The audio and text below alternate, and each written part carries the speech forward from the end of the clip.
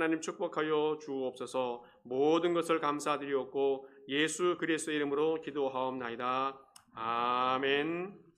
함께 성경 말씀 보도록 하겠습니다. 베드로 후서 3장 18절입니다. 베드로 후서 3장 18절입니다.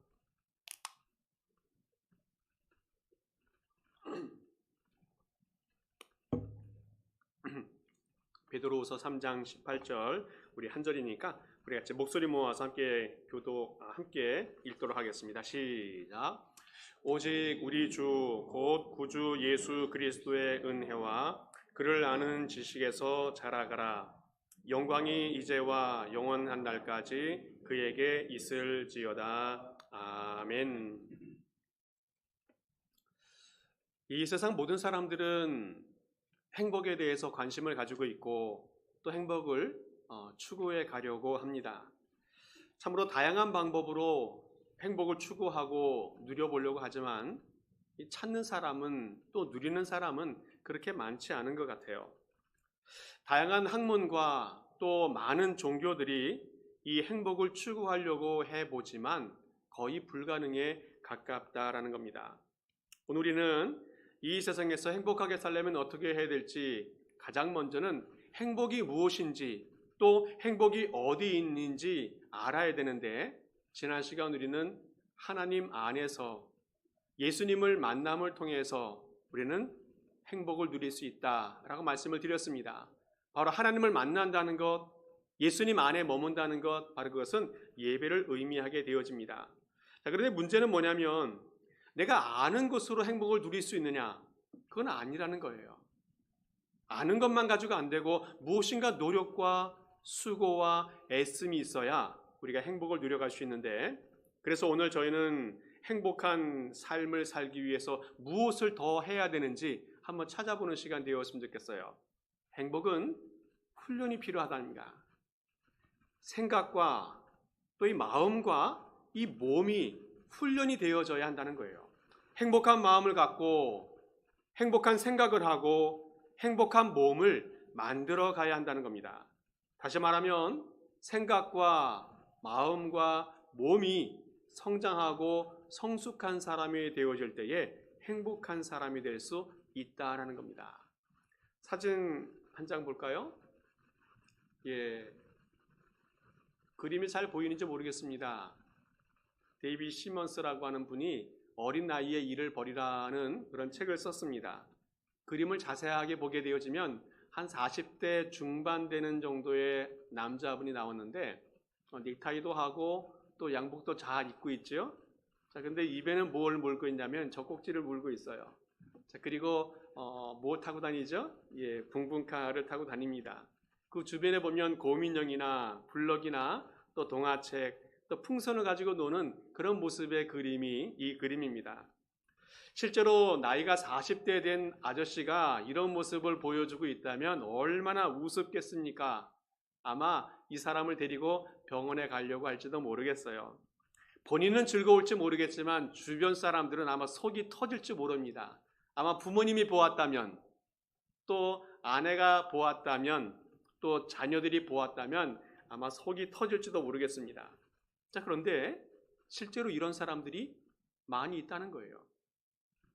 신앙적으로, 감정적으로 이런 사람들이 많이 있다는 것이 오늘의 현실이라는 겁니다. 몸은 분명히 어른인데 그 마음속에는 어린아이가 있다는 거예요. 다시 말하면 사람은 한 사람인데 그 속에 어른과 어린아이가 공존하고 있다는 겁니다. 마음속에 어린아이가 있는데 이 어린아이가 나도 모르게 순간순간 튀어나온다는 거예요. 특별히 사회생활 속에서 긴장이 풀어지는 가정 속에서 많이 이런 현상이 나타나게 되어집니다. 그래서 가정에서 아무것도 아닌 것, 또 사소한 일들 때문에 가족 간에 또 부부 간에 갈등의 요소가 되기도 한다는 겁니다. 연령은 나이에 불과한데 그 나이가 행동으로 나타날 때에는 어린아이의 단계에 머물러 있는 사람들이 의외로 많이 있다는 겁니다. 오늘 우리 속에서 어린아이가 있는데 이것을 어떻게 해결할 건지, 어떻게 극복할 것인지 오늘 생각해 보는 시간 되었으면 좋겠습니다. 우리 안에 어린아이가 있고 또 우리의 행동과 삶과 인생 속에 어린아이가 계속 우리를 힘들게 하는 경우들이 있는데 이것들을 어떻게 해결할 것인가, 그리고 어떻게 성숙한 그리스도인으로 자라갈 수 있을까 한번 생각해 보는 시간 되었으면 좋겠어요. 오늘 성경 말씀 보게 되어지면 다시 한번 반복해서 읽어본다면 오직 우리 주 곧 구주 예수 그리스도의 은혜와 그를 아는 지식에서 자라가라 라고 말씀하고 있습니다. 바로 예수님의 은혜와 예수님의 지식을 가지고 자라가야 한다 말씀하고 있습니다. 성장하는 사람, 성숙한 사람이 될 것을 주님께서 당부해 주고 있어요. 성장은 저절로 되진 않습니다. 무엇인가 노력하고 공부하고 훈련하는 과정이 있어야 성숙해지는 것 같아요.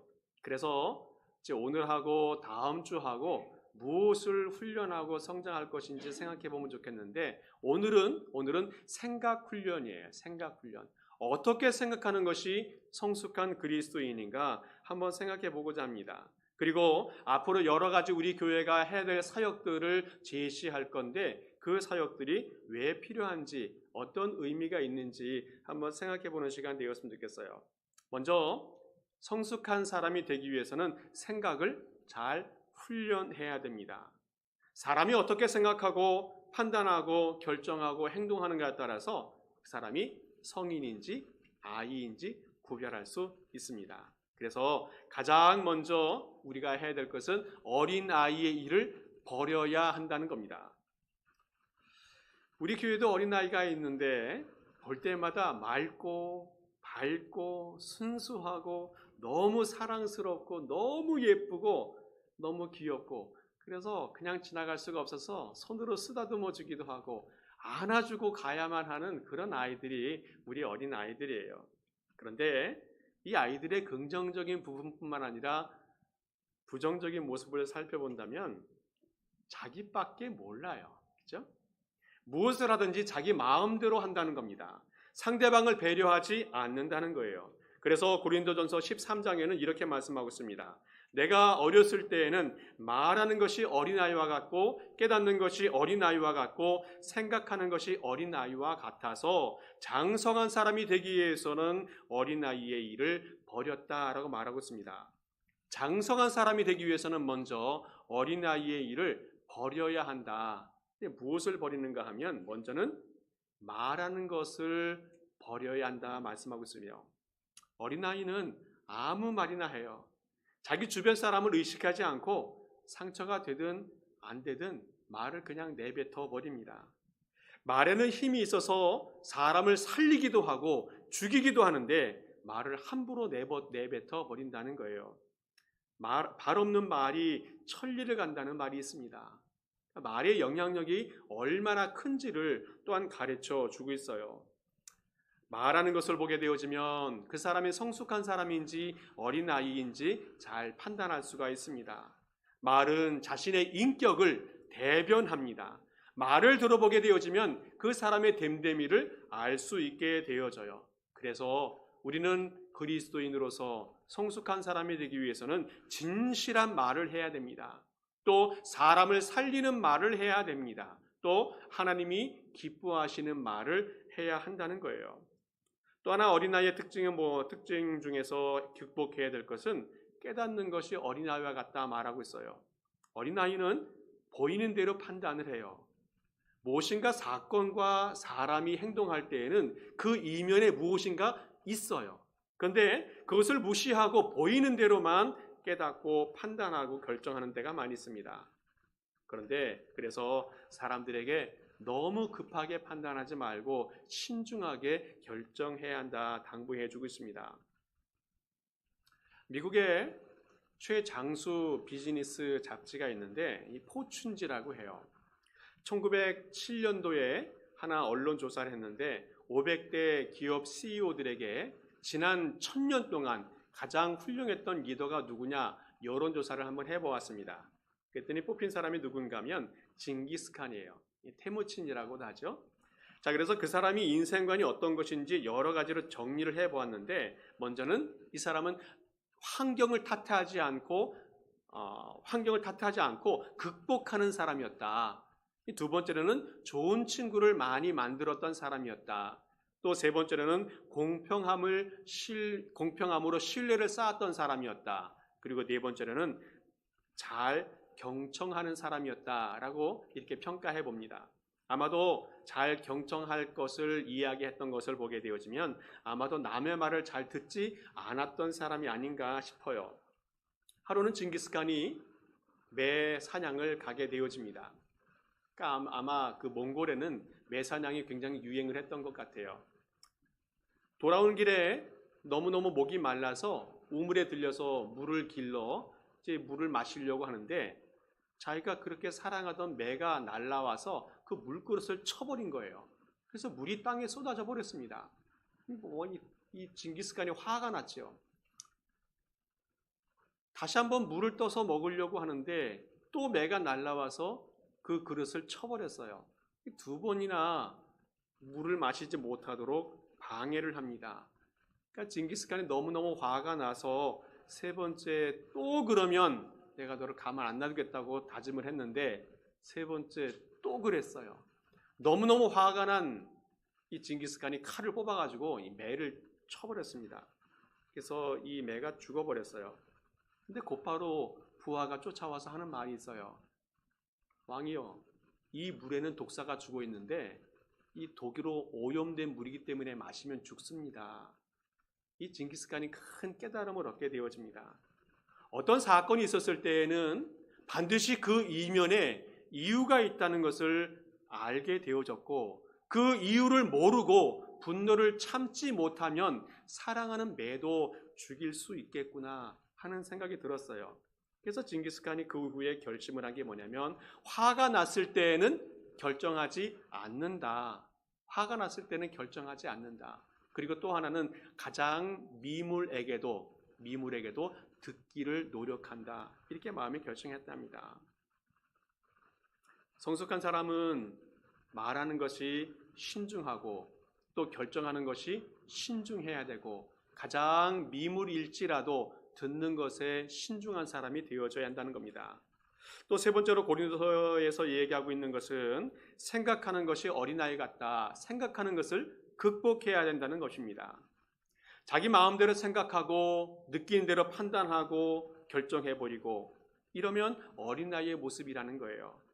경영학에서 모든 갈등의 98%는 내 관점에서 상대방을 판단하는 것 때문에 문제가 생긴다는 거예요. 미숙한 사람은 항상 내 관점으로만 생각하고, 그래서 갈등이 나타나고 싸움이 나타나게 되어집니다.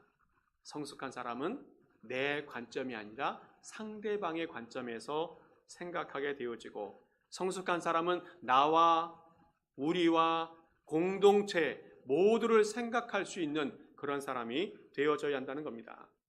장성한 사람이 된다는 것, 바로 그것은 성숙한 사람이 되어야 한다는 것을 말합니다.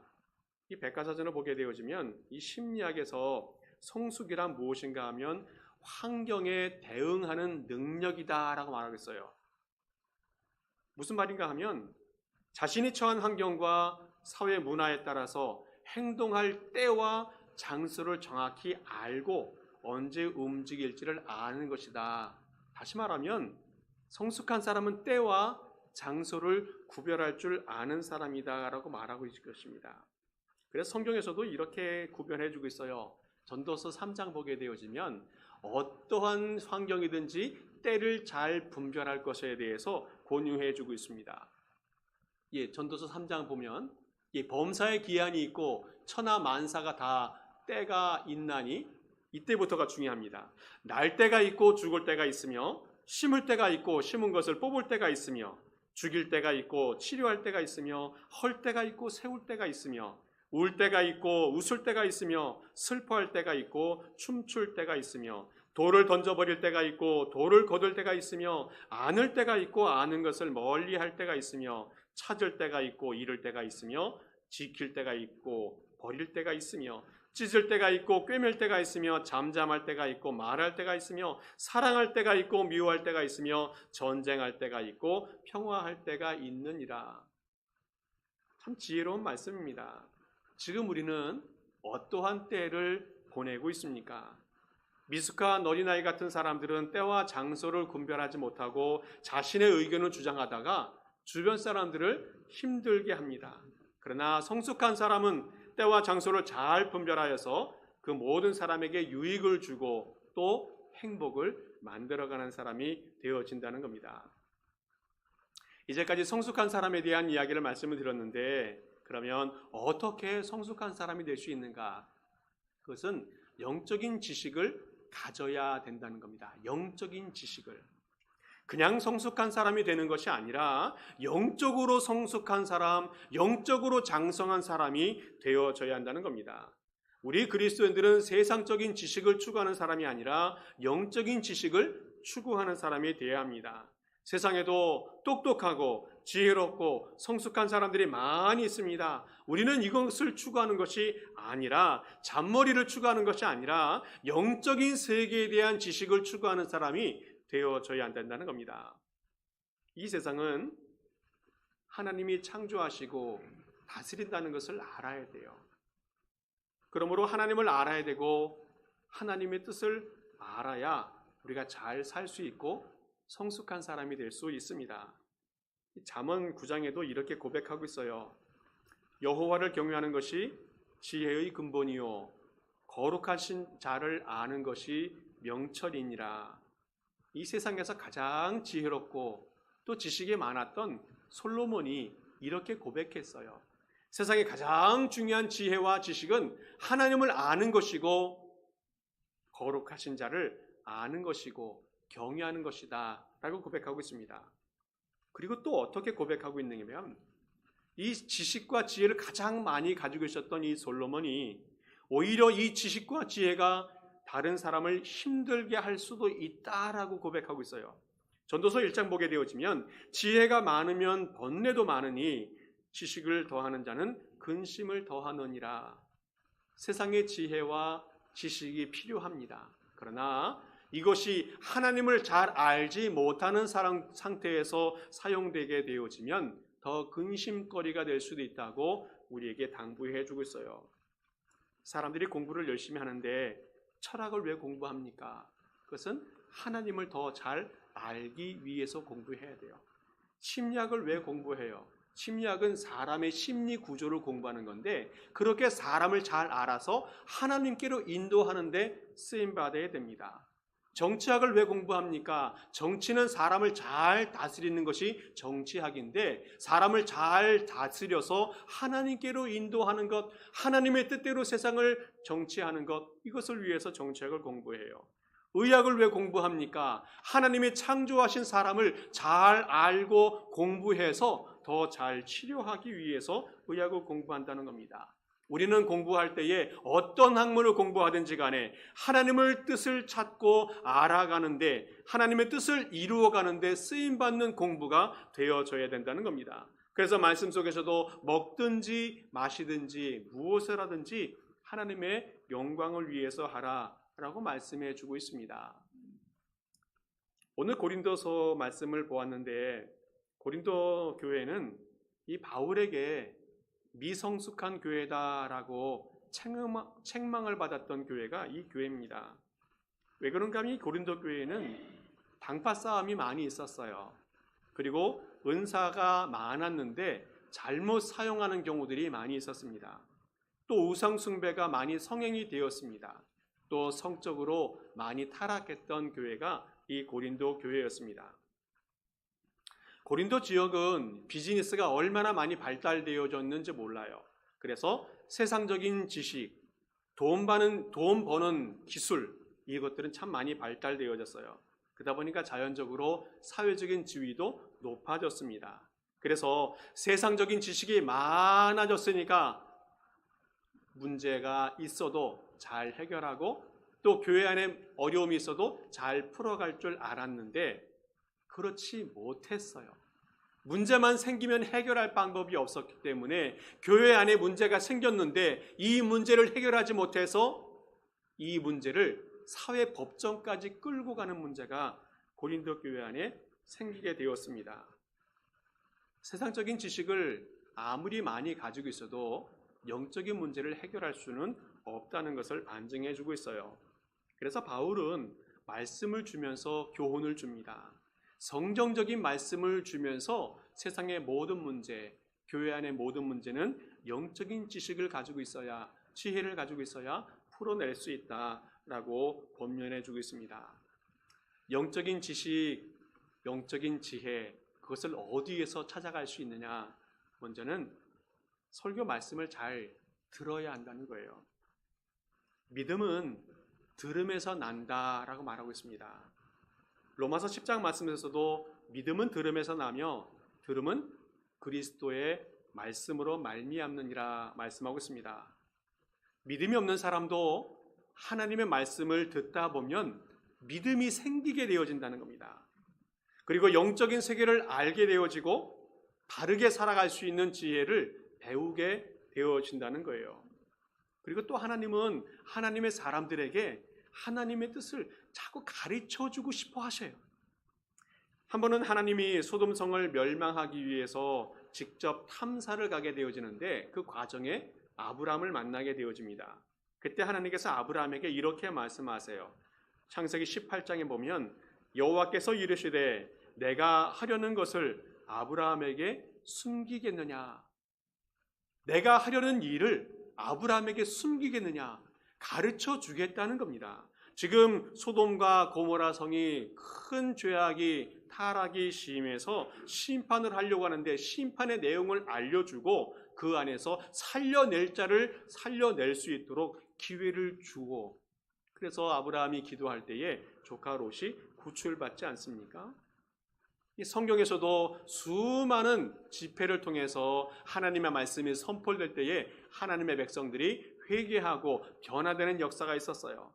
사무엘상 7장에도 미스바 부흥회를 통해서 이스라엘 백성들이 바알과 아스다롯 신에 빠져 있을 때에 미스바에 모여라, 그리고 말씀을 선포하고 회개 기도할 때에 온 백성들이 큰 은혜의 시간이 되었습니다. 그리고 블레셋에 침입했을 때에도 하나님이 구원해 주는 역사가 있었어요.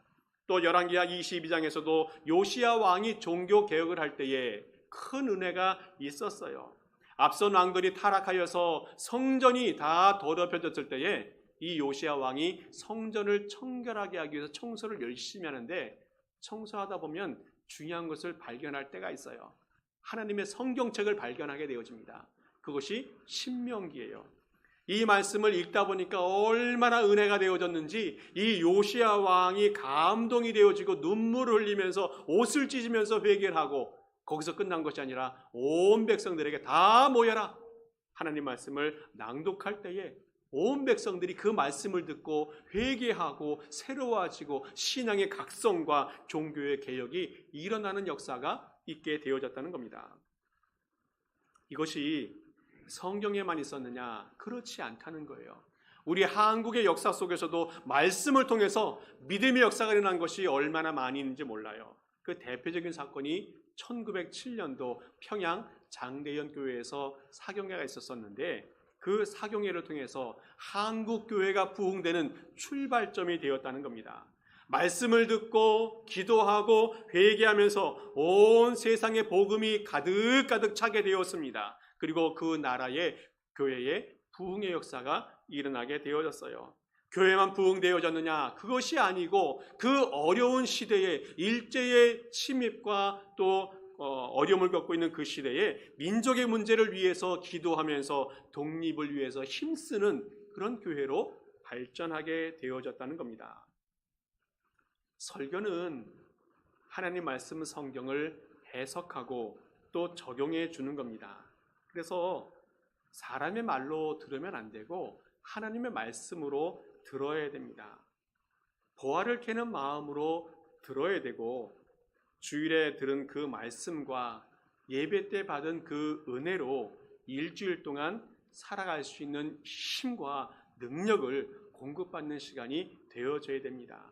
그래서 내 생각으로 가득 찬 이 머리가 하나님 말씀이 전파될 때에 울려야 돼요. 울려야 돼요. 그래서 뭔가 울림이 있어서 내 생각과 내 마음이 변화하고 새롭게 되어져야 한다는 겁니다. 말씀을 들으면서 하나님을 잘 믿으라는구나 깨닫게 되어지고 하나님의 사랑과 섬김으로 나아가는 사람이 되어져야 됩니다. 또 말씀을 들으면서 내가 잘못 살았으니 변화되라는 말씀이구나 생각해서 마음이 흔들려야 돼요. 또 창조주 하나님께서 말씀하셨으니 그럴 수도 있겠구나 라고 생각 들어서 내 마음을 열고 공감하는 마음이 있어야 됩니다. 또 내가 한평생 내 마음대로 살아왔는데 이제는 하나님의 말씀대로 살아보겠다는 다짐이 있는 시간이 이 시간이 되어져야 됩니다. 그래서 하나님의 말씀을 잘 듣고 내 인생이, 내 생각이, 또 내 영원한 삶이 변화되는 우리 모든 성도 될 수 있기를 간절히 축복합니다. 또 하나 우리가 영적으로 성숙하기 위해서는 성경 말씀을 좀 읽어야 돼요. 근데 보니까 성경 말씀은 주일날 듣고 또 매일매일마다 읽으면서 그 은혜를 받아야 되는데 매주일마다 예배 시간 통해서 설교를 듣게 되어지고 또 매일매일마다 말씀을 본인이 읽으면서 하나님과 동행하는 삶을 살아야 됩니다. 그러니까 주일의 말씀과 또 매일의 말씀이 이게 조화를 잘 이루어져야 이 성숙한 사람이 되어져 갈 수 있는데 사도행전 17장 말씀을 보게 되어지면 베레아 사람에 대한 이야기가 납니다. 베레아에 있는 사람들은 데살로니가에 있는 사람들보다 더 신사적이어서 간절한 마음으로 말씀을 받고 그것이 그러한가 하여 날마다 성경을 상고하였다 말씀하고 있습니다.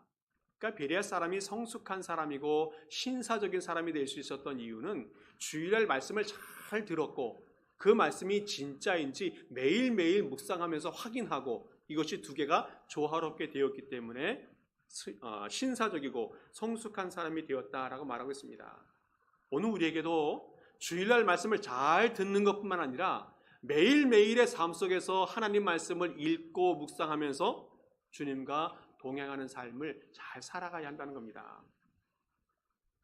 제 친구가 있었는데 이 친구가 고등학교 때 예수님을 믿고 나서 예수님을 어떻게 하면 더 잘 믿을 수 있을까 생각하다가 성경을 읽기로 결심을 했어요. 그래서 창세기부터 계시록까지 열심히 읽어서 한 번을 딱 읽었답니다. 그러고 나서 마음속에 딱 다짐된 것이 뭐냐면 아하, 하나님은 살아계시고 그전에는 몰랐던 하나님의 실존이 성경을 읽으면서 마음속에 자리 잡게 되었다는 거예요. 성경을 읽으면서 변화된 사람이 참 많이 있습니다. 제가 대표적인 사람 하나 소개할 건데 우리 희극 배우 조혜련 씨가 그런 분이에요. 제가 기억하기로는 한 3, 4년 전에 교회에서 한번 초청을 해서 세미나를 한 번 있었었는데 그분이 44년 동안 일본 불교를 잘 믿고 있다가 제 동료 언니가 열심히 중보기도 해주고 또 남편이 전도해 주어서 예수님을 믿게 되었습니다. 그 후부터 이분이 어떻게 하면 기독교를 하나님을 더 잘 믿을 수 있을지 생각하면서 성경책을 읽기 시작했어요. 근데 혼자 읽지 않고 이 카톡방을 묶어가지고 공동체로 함께 읽게 되었습니다. 근데 이 사람 묶고 저 사람 묶고 묶다 보니까 이 카톡방이 16개가 생겼어요. 그래서 열심히 매일마다 성경을 읽습니다. 그래서 2년 동안 성경을 16번을 읽어요. 근데 그 하루 동안 읽기 위해서는 하루에 6시간, 7시간을 투자해야 그 일이 가능하게 되어집니다. 그리고 지금은 신학교까지 가서 아주 열심히 성경 공부를 하고 있는 분이 계십니다. 근데 이 사람이 성경 읽는 것으로 끝났느냐? 그게 아니라는 거예요. 성경 읽으면서 은혜를 받고 그 받은 은혜로 다른 사람을 전도하고 예수님 믿는데 인도하는 사람이 되었습니다. 먼저는 가족들, 자기 언니와 엄마를 전도해서 하나님께로 인도하였어요. 그리고 많은 동료들을 전도하는 과정들을 거치게 됩니다. 그리고 책을 하나 썼어요. 역전의 하나님. 그리고 지금은 온라인 방송으로 성경을 강의해요. 여러분 혹시 찾아볼 수 있는데 이분이 아들을 혼자 앉혀놓고 성경을 강의해요. 그리고 엄마를 앉혀놓고 강의를 하기도 해요. 그것이 유튜브 방송에 나오기도 합니다. 듣다 보면 재미있어요. 정말 똑똑한 사람이다 그런지 잘 강의하더라고요. 그분이 이렇게 고백합니다. 말씀엔 세상 모든 지혜가 다 들어있습니다. 말씀에는 세상의 모든 지혜가 다 들어있습니다. 하나님께 순종하는 마음으로 매일 말씀을 읽으면 말씀이 나를 이끌어갑니다. 성령이 나를 이끌어갑니다. 라고 고백하고 있어요. 성경을 읽으면서 우리 모든 성도님들도 정말 생명력 있는 삶, 능력 있는 삶, 선교사 같은 삶, 그런 삶 살아갈 수 있기를 간절히 축복합니다. 성경을 읽으면 우리의 생각이 변화되어져요. 이 세상은 하나님이 다스리시는구나 라는 마음이 생기게 되어진다는 겁니다. 그러면 어떻게 되어져요? 어떠한 현실을 경험하든 간에 그 현실을 겸허하게 받아들일 수 있는 마음이 우리 가운데 생기게 되어져요. 비록 질병이나 전쟁이 좋은 것이 아니지만 이 모든 것들도 주님의 주권 속에서 진행된다는 사실을 인정하게 되어진다는 겁니다. 역대하 20장 보게 되어지면 여호사밧 왕에게 선지자가 들려주는 말씀이 있어요. 전쟁을 통해서 큰 위협을 받고 있는데 이 큰 무리로 말미암아 두려워하거나 놀라지 말라. 이 전쟁은 너희에게 속한 것이 아니요 하나님에게 속한 것이니라 말씀하고 있습니다. 전쟁도 하나님의 주권 속에 있다는 것을 인정하면 어떠한 상황 속에서도 두려워하지 않고 놀라지 않을 수 있다는 겁니다. 이 시대에도 질병 때문에 얼마나 많은 두려움과 걱정과 염려와 걱정이 있습니까? 그러나 이것도 하나님의 주권 속에 있다는 것을 인정한다면 두려움이 아니라 담대함으로 살아가게 될 줄을 믿습니다. 또 우리는 말씀을 읽으면서 하나님이 우리를 사랑하는구나 하는 것을 깨닫게 되어집니다. 말씀을 읽다 보면 하나님의 마음을 읽게 되어집니다. 우리가 죄를 짓고 내 마음대로 살다 보면 하나님의 마음이 슬퍼지는 거예요. 그래서 분노하게 되어지고 그래서 심판을 내리기도 합니다. 근데 반대로 하나님의 뜻대로 살아가다 보면 선하게 살아가다 보면 하나님의 마음이 기쁘고 또 감격이 넘쳐서 우리를 향한 하나님의 축복이 넘쳐나게 되어진다는 거예요. 그런데 사람들은 단순히 심판과 축복 그 자체만 보고 하나님이 좋은 분이니 나쁜 분이니 평가하게 되어지는데 그렇지 않다는 거예요. 우리는 그 성경을 통해서 하나님의 마음을 읽게 되어지고 왜 그렇게 하셨는지를 알아야 한다는 겁니다. 왜 그렇습니까? 사랑하니까. 하나님은 우리를 사랑해서 어쩔 때는 심판할 때도 있지만 어쩔 때는 축복으로 우리를 인도해 주신다는 사실을 알아야 한다는 거예요. 그것을 성경을 통해서 알게 되어진다는 겁니다. 사진 한 장 또 볼까요? 예, 잘 보이시나요? 예, 성경책을 어떤 여자분이 열심히 읽고 있는데 그 옆에서 강아지도 같이 읽고 있어요. 예, 참 재밌는 거를 그저께 제가 찾았는데 너무너무 재밌었습니다. 우리 모든 성도님들도 강아지보다는 좀 나았으면 좋겠다는 생각이 또 들어요. 예, 우리 모든 성도님들도 매일매일마다 성경 읽는 것이 내 삶이 되었으면 좋겠다 싶습니다.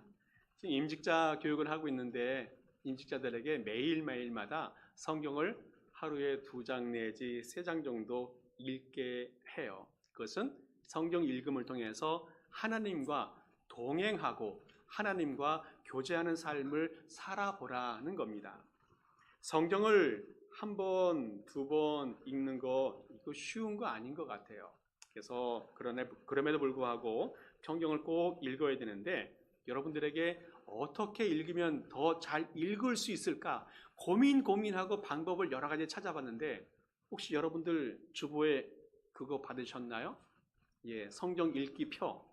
예, 이것이 조병우 교수님께서 연구하면서 만들어 놓은 건데 성경을 1년에 한 번 통독할 수 있는 방법이에요. 그런데 이 성경을 4개로 나누어 놓았어요. 계절별로 4개로 나누어 놓고 한 번 읽을 때마다 성경을 한 번 읽을 것 같은 느낌을 가질 수 있도록 주었어요. 아마 연구를 정말 잘한 것 같아요. 그래서 성경 전체를 창세기부터 계시록까지 4번을 걸쳐서 읽을 수 있도록 그렇게 연구하고 또 만들어 놓았는데 한번 여러분들도 시도해 보면 좋겠습니다. 그래서 내 삶에서 성경이 내 삶을 지배하고 또 주님과 교제하는 그런 삶을 살아가는 그런 삶이 되면 좋겠습니다. 우리 모든 성도님들도 한번 도전해 볼 수 있기 바랍니다. 그래서 매일 하나님과 동행하는 삶을 경험하고 담대한 인생으로 발전해가면 좋겠다 싶습니다. 마지막으로 어떻게 하면 우리가 영적으로 성숙할 수 있는가? 그것은 성경을 공부해야 돼요. 성경은 쉬운 책은 아닌 것 같아요. 읽기가 어려워요. 그리고 이해하기가 어려워요. 그리고 또 하나는 믿기가 어려워요. 성경을 딱 펼쳐보면 말 자체가 잘 안 읽혀져요. 그죠? 말이 어려워요. 그리고 성경은 3,500년 전에부터 기록되어졌기 때문에, 그리고 이 지구 반대편에서 기록됐기 때문에 내용과 또 그 이야기하는 배경이 다르기 때문에 너무너무 이해하기가 어려워요. 또 성경에는 기적들이 얼마나 많이 있습니까? 이 믿기가 어려워요. 그래서 읽혀지지가 않는다는 겁니다. 그래서 어찌 보면 성경을 읽기 전에 먼저 성경을 공부 한번 하고 읽으면 더 잘 이해가 될 수 있겠다 싶습니다. 저도 매일매일마다 성경을 참 열심히 읽어보려고 노력을 하는데 아무리 읽고 공부해도 항상 모르는 것이 많아서 주석도 찾아보고 다른 책도 찾아보면서 공부를 열심히 하고 있습니다. 목사가 되는 길이 쉬운 것이 아닌데 저도 신학교만 13년을 다녔어요. 그리고 여러 가지 성경 공부 과정들을 거쳐보기도 합니다. 그런데도 아직도 성경을 보면 모르는 게 너무 많아요. 그런데 다른 사람을 가르치다 보니까 조금씩 성경이 보이는 것을 경험하게 되어졌어요. 제가 부목사 생활을 22년을 해봤는데 그러다 보니까 다른 교육들 많이 있지만 특별히 세례 교육을 제일 많이 했던 것 같아요. 한 100번 정도는 한 것 같습니다. 그래서 한 250명 정도 어저께가 그저께 제가 자료를 다 찾아보니까 명단들이 쭉 있어요. 찾아봤는데 그런 분들이 100회 정도 하고 한 250명 정도에게 세례 교육을 했던 것 같고, 또 지난 교회에서도 성역 공부를 한 5개 과목을 개설을 해서 한 20번 정도 강의를 했던 것 같아요. 특별히 성경 일독이라고 하는 그런 과정이 있는데 이것은 4개월 동안 성경을 한번 읽는 거예요. 하루에 20장 정도는 읽어야 이제 완독이 되는데 정말 매일매일마다 전투적으로 읽어야 돼요. 전투적으로. 하루를 놓쳐버리면 다음날 40장을 읽어야 되는데 그거는 정말 불가능한 거거든요. 그래서 너무너무 어려운 과정인데 그래도 한번 시도해 보니까 큰 은혜가 있었고, 제가 3번 정도 성경 통독 과정을 한번 인도해 봤는데 그러다 보니까 성경이 조금씩 눈에 보이는 겁니다. 여러분들에게도 이제 봄이 되면 또 가을이 되면 여러 가지 성경 공부의 과정들을 이제 개설하려고 해요. 그래서 본인들의 수준에 맞고 또 할 수 있을 만큼에 해당되는 그런 성경 공부를 이제 개설하려고 합니다. 기대하시고 마음의 준비를 단단하게 하셔서 나도 이제 한다라고 하면 좋겠다 싶어요. 어떤 분들은 이렇게 말하는 분이 있어요. 나는 많이 했습니다. 또 어떤 분들은 나이가 많습니다. 나는 공부 체질이 아닙니다. 뭐 이렇게 말하는 분들이 있어요. 그런데 감사하게도 오늘 성경 말씀에 우리에게 큰 도전을 주는 말씀이 있습니다. 다시 한번 성경 말씀 한번 볼까요? 오직 우리 주 곧 구주 예수 그리스도의 은혜와 그를 아는 지식에서 자라가라. 그 다음이 중요해요. 영광이 이제와 영원한 날까지 그에게 있을지어다. 성경 말씀을 공부하는 거요, 하나님을 알아가는 거, 그것은 지금으로 끝나는 것이 아니라 언제까지요? 영원까지 하나님의 나라 가는 그날까지 진행되어져야 한다는 겁니다.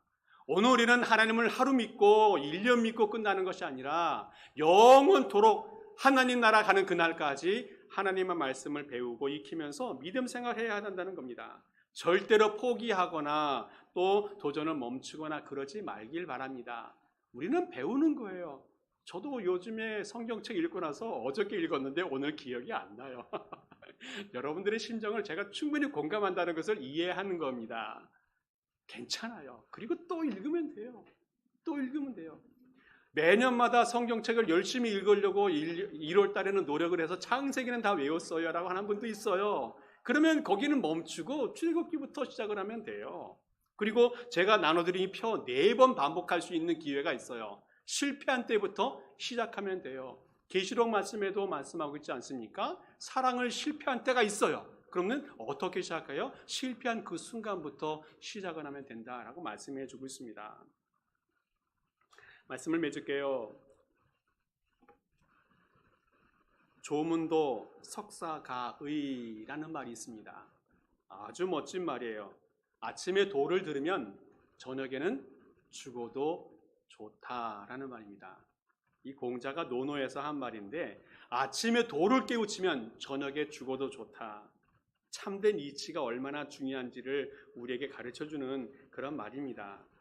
이 말을 언제 했는지 여러 가지 이제 의견들이 분분한데 이 공자가 죽음을 앞둔 친구에게 해준 말이라는 말도 있어요. 이 사람이 이제 육체적인 죽음이 다 한 사람이지 않습니까? 근데 그 사람에게 이 말을 해주면서 정신적인 깨달음이 더 소중하고 얼마나 큰지 위로해주는 그런 말을 이 친구에게 해주었다는 겁니다. 세상적인 지식과 깨달음이 죽음을 맞바꿀 만큼 크다, 가치 있다 말하고 있습니다.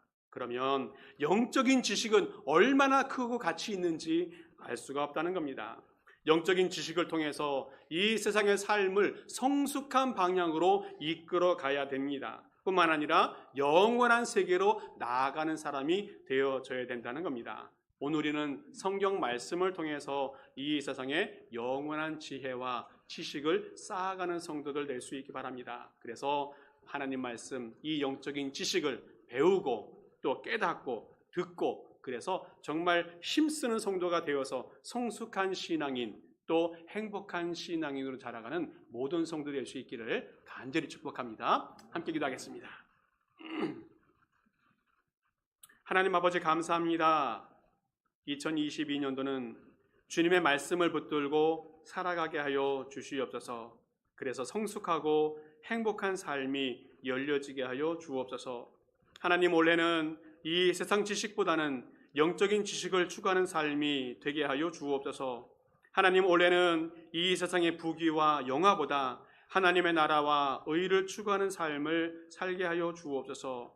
하나님 올해는 어린아이의 신앙에서 성숙한 신앙인으로 자라가게 하여 주옵소서. 하나님 올해는 말씀을 붙들고 하나님께 더 나아가는 삶이 되게 하시고 하나님과 동행하는 삶이 되게 하옵소서. 하나님 올해는 하나님을 더 잘 알게 하셔서 이 세상에서 역사하시는 하나님의 손길과 능력을 보는 은혜가 있게 하여 주옵소서.